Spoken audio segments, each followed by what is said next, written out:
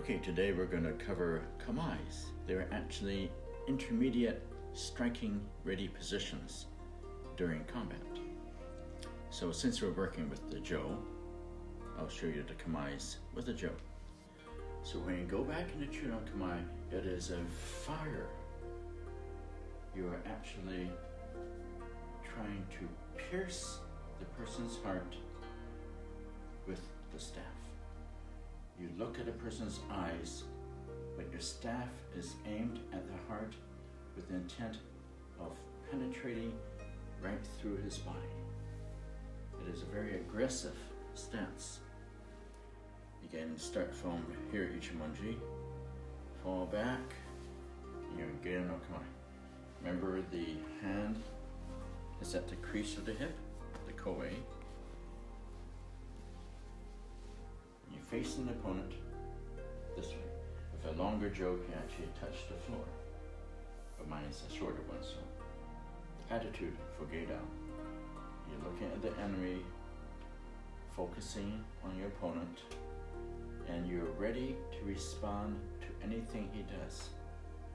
He can tag, he can retreat. You're ready to respond to whatever he does. That is a feeling in Gedo.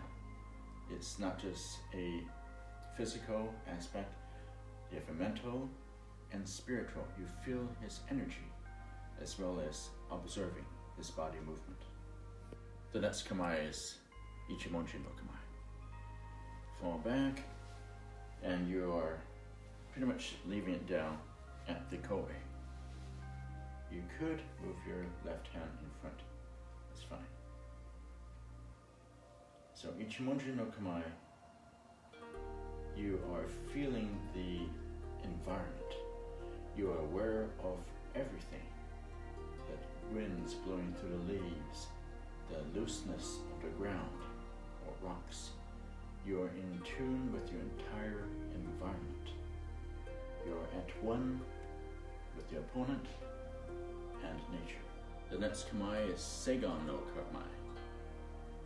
This one you start in Monomuso.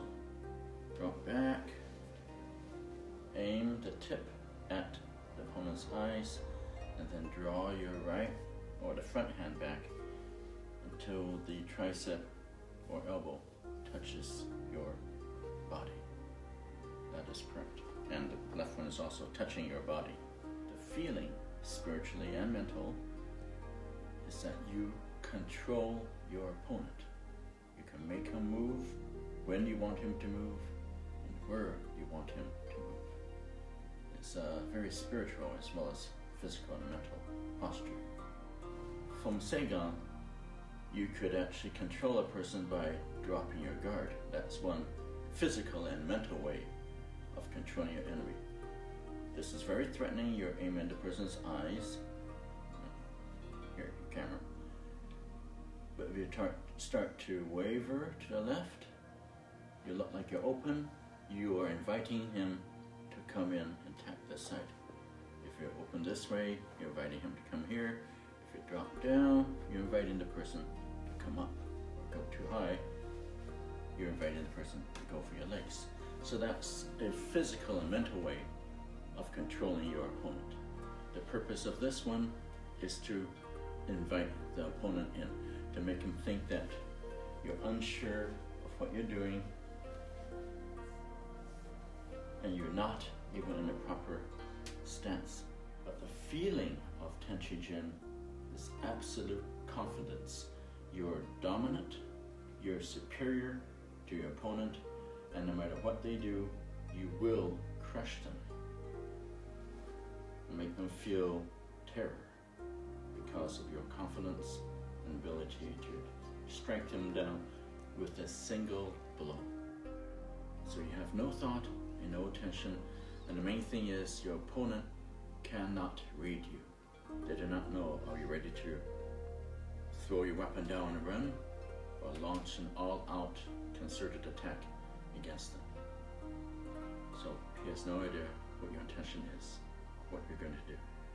And you yourself, spiritually and mentally, should have your mind clear. I hope you found this presentation useful. Ninpo Ikon.